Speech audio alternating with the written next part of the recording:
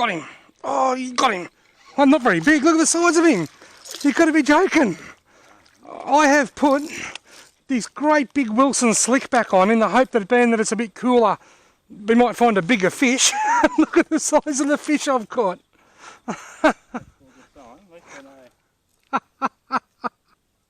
He's got a bit of lockjaw going on here. They do that.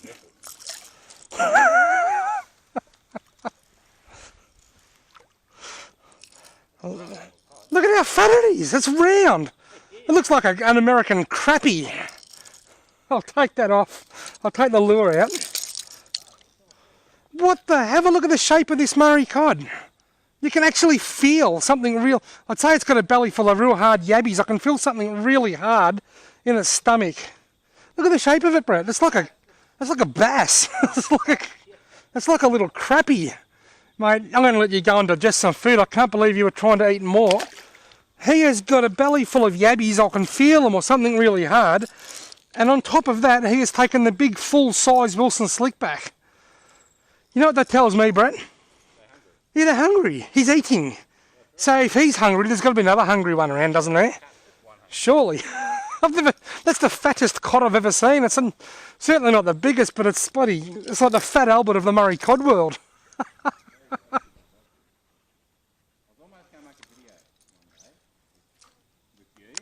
Yeah. Yeah. You know how you like your gift rod? I reckon something hit that twice. Got him.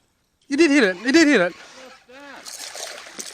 He pushed it twice. That's a bit bigger, that one. I'm upsizing. I'm up to about probably 40 centimetres now. He just nudged it twice. There was two like pushes, two nudges, and then it was like nudge, and that's when I said, I reckon something playing with that, and then whack. It was fish on. That's funny. Same hole. Yeah, we've been fishing for an hour and haven't had a touch. But how many casts had I made into that hole? Now that, folks, Brett and I have been fishing for the last hour or so, and we've only managed to catch 2 fish, and we caught them both in the last 5 minutes under this one tree. This fish has actually got a big scar across his head. Come and have a look at this, Brett. Oh, see the big scar across there? Oh, God, yes, Steve. I reckon something big under there has just taken a swipe at him. Big Murray cod. Yeah, I reckon something's come along and said, I can eat that fish. And I reckon something's just had a fair old chomp at that fish. Don't be surprised, folks, a 20-pound cod that's probably 80 or 90 centimetres long would even eat that. But something has certainly had a swipe at that fish. I'm going to put that back. Now, we're learning as we go here, folks. It's the middle of April.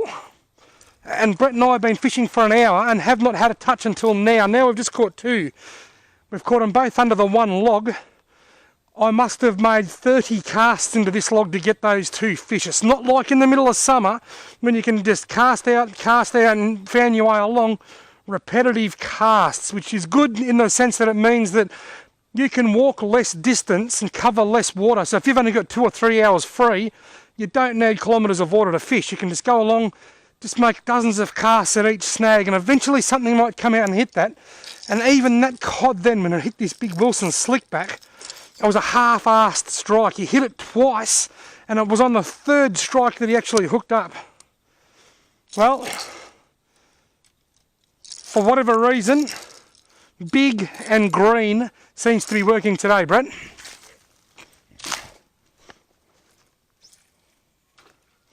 Well, it's 22 degrees. Perfect temperature for snakes. The barometer is 1,021. Perfect barometer for Murray cod.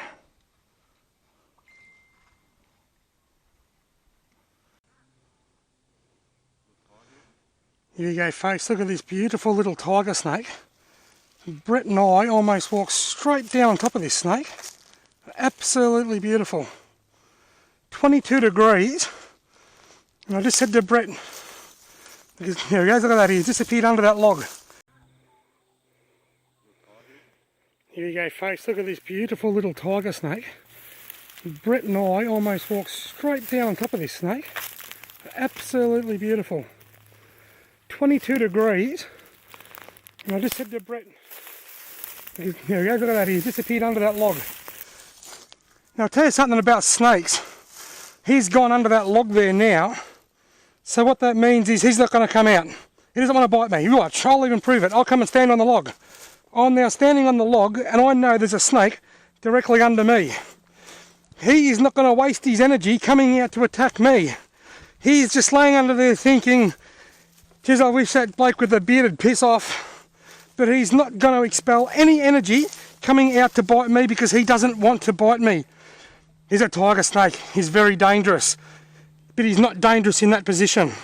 In fact, they're normally not dangerous in any position. It's only when they become really startled, if you're not careful, that you can get into trouble.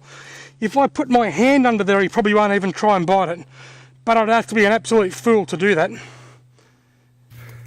No fishing trip would be complete without seeing at least one tiger snake, would it, Brett? It's just not, it's unheard of. Am I the snake magnet? You are. You're only saying, no word of lie, people. He was only saying 2 minutes ago, oh, just, yeah, 22 degrees, the old tigers be out. What happened? Bang. Right, another nice looking bit of water here. Brett is standing back. He's refusing to cast. He's on strike. He has told me that he's not even going to have first cast in any hole until I catch 4 fish. I don't know what his reasoning is, but oh yes, there's number 3. Oh, he's got me wrapped around a snag.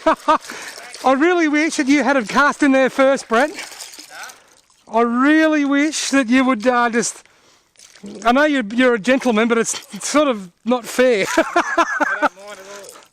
It's being an... He's a nice fish too, Robbie. He's kind of nice fish. He's actually quite an ugly fish, I think. He's got a lot of those red sores on him. Is he nearly the biggest for the day, or...? Yeah.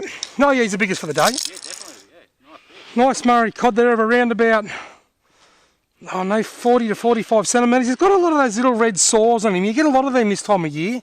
Some people, if anybody knows what these little red sores are that the Murray cod get, can you please let me know in the comment section below, because I'm interested to know myself. I don't think they're any major problem, but it's just something that you see a lot of, and I seem to see more in autumn. But there's number 3, once again on the great big Wilson slickback. My guide is standing back there just happily enjoying himself. He's very relaxed. And he said to me, you can just have first cast, and until you catch 4, I'm not going to really have much of a fish. So I've got to get 1 more and then I'm standing back. And it's not up for negotiation. Come here, buddy. Rightio, mate. There you go. He's off. He was caught on the big green Wilson slickback. He's doing the damage today. That's the full size Wilson, Brett. It's got a huge, big, wide sway. I thought the weather's cooling. It's the middle of April. This is the time of year when you're meant to get the big fish. So I put a big lure on to get the big fish. And I've caught 3 small ones. And the smallest one was probably the heaviest because it was fatter than me, nearly. We're having a great day, Brett, aren't we? We've seen 1 snake, caught 3 cod, and we're just having a blast. And a fox. Now, for anybody wondering about the snake footage, in case you're wondering why I upload it twice, I upload the footage on its own as just a short video because there's quite a few subscribers to my channel that love reptiles, that know that I like reptiles. So I put the snake there without all the fishy bits around it, just for them guys, so that they can see the snake without having to wade through all the fishing footage. And then I also put the same footage in the fishing video because it's part of the trip, it's part of the fun, it's part of the excitement, and it's a part of what I love. Snakes. I don't know whether Brett loves them. I happened to notice before when I saw that snake that he was standing a very safe distance back.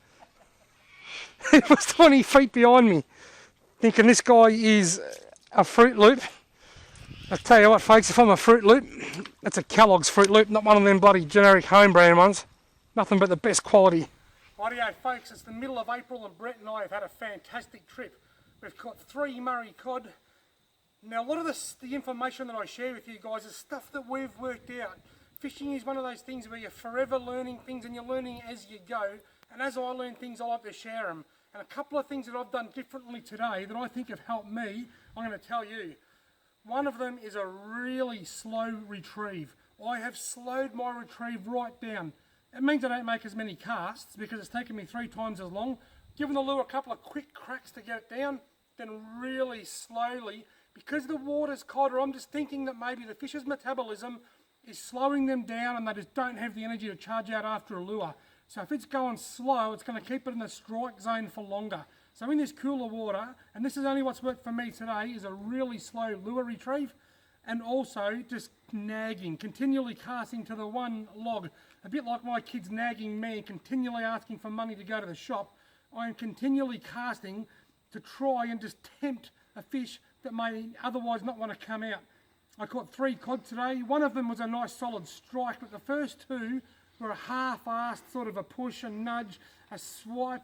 The slow water has slowed them down, but I just think that by slowing my retrieve down a lot today and just making numerous casts into each spot, I think that's what's helped me catch a few fish today. Thank you very much for watching, and I hope the information that I'm sharing now, the things that I've done today, can help you onto a fish.